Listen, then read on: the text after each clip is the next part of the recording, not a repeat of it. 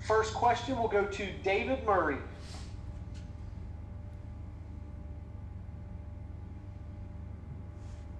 Coach, just give us a general summary of how you feel your guys played in the game against Arkansas. Yeah, from a special team standpoint or defensively? Let's do both. Okay, yeah, defensively, I thought there were some things we did well.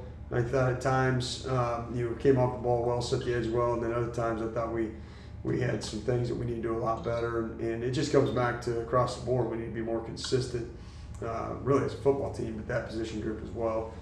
From a special team standpoint, kind of the same thing, same flavor. I thought there was times when we were playing with great effort, attention to detail. We're the most excited unit to play that's on the field, and then at other times we're playing with about 7 guys with that type of effort. So we've got to become more consistent and make sure we have 11 people playing with their hair on fire at all times and doing their job. How do you get that hair on fire attitude across the board? Is in practice, by showing them film, combination of both? I think a combination of both. First of all, obviously practice has to have that. Second of all, you try to make sure that you point it out on film on a daily basis what is and what is not the standard. And then third, you have a game like that, and every play matters. In most games, that's the way it is. You don't know which play is going to be the deciding factor. Nobody has a crystal ball. And so you've got to make sure that every single play you focus and don't take anything for granted. And so I think it's just a combination of those things, and as you become more experienced, as guys get more experience in that, they realize what you're saying is the truth.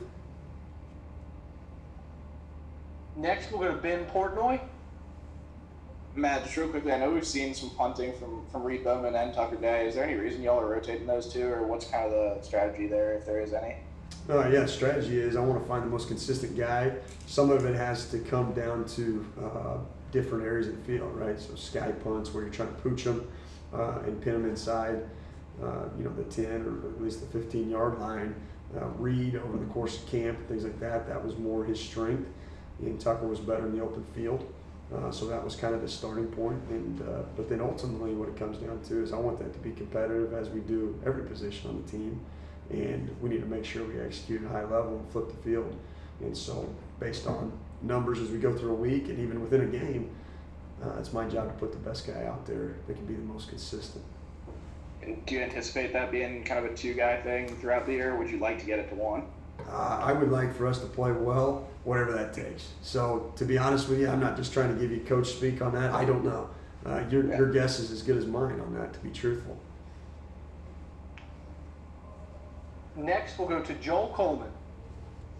We've obviously seen now Brandon Ruiz had several, kicks right between the goalposts down at LSU and things.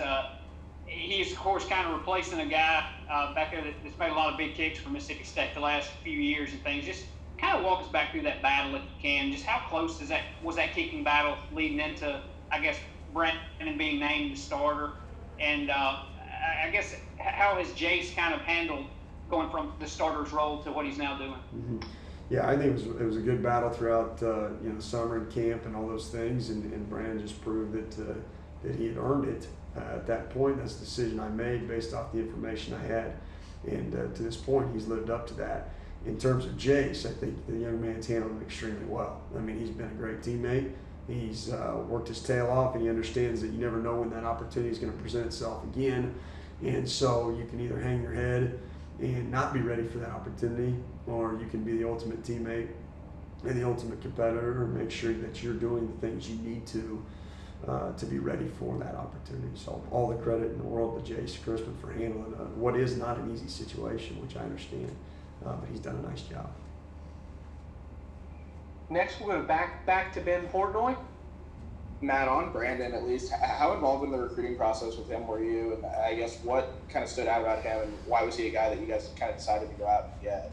Well, that's kind of an interesting answer. The truth is, initially, not at all, because they technically had signed him right before I got here. And so then I get here, but with a grad transfer, really they're not binding what they sign. So there still was a recruiting process after that. Yeah, it's just kind of a weird dynamic there. So yes, I was involved in it, but really the previous staff is the ones that really got him here, and I just kind of helped work through the process and finish it off at the end. But it was great. You know, I knew him obviously from the Pac-12. You know, prepared the season before at Washington State. I prepared for him in the summer because we played Arizona State, I think, week 4 or 5 or something that year. So I was well aware of him for sure, and obviously excited to have the opportunity to be able to coach him here. We will go back to David Murray. Just looking at your linebackers, it looks like it's going to be a wet weekend up there. What do you do with your team to maybe handle the footing on artificial turf? Any special preparations you make? From a defensive standpoint, really the only thing we've done is, you know, we're fortunate enough to have a turf field out here, and so practice has been on the turf throughout the course of this week. So from a footing standpoint, that's the main thing. As far as special teams, that's one of the areas where I get more nervous is the special teams aspect, obviously, when you get into a sloppy game. So what we've done there is it's been wet ball left and right. Everything we've done has been, you know, dunking balls in water tubs and spraying water everywhere on them and trying to make it the most adverse conditions possible throughout the course of practice from a kicking game standpoint. But that's the best way I've been able to handle it going throughout my career.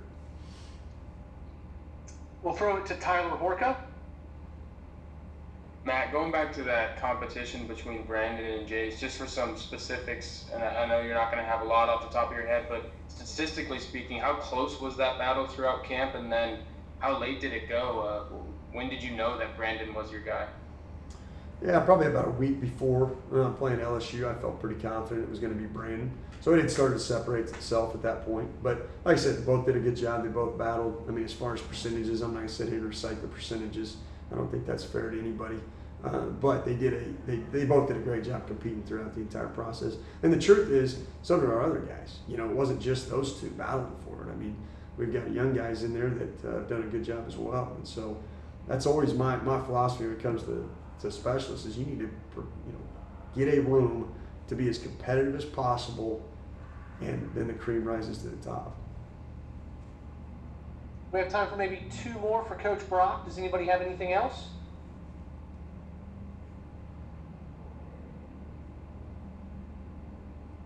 If not, Coach Brock, thanks for joining us tonight. All right, thank you. Appreciate it.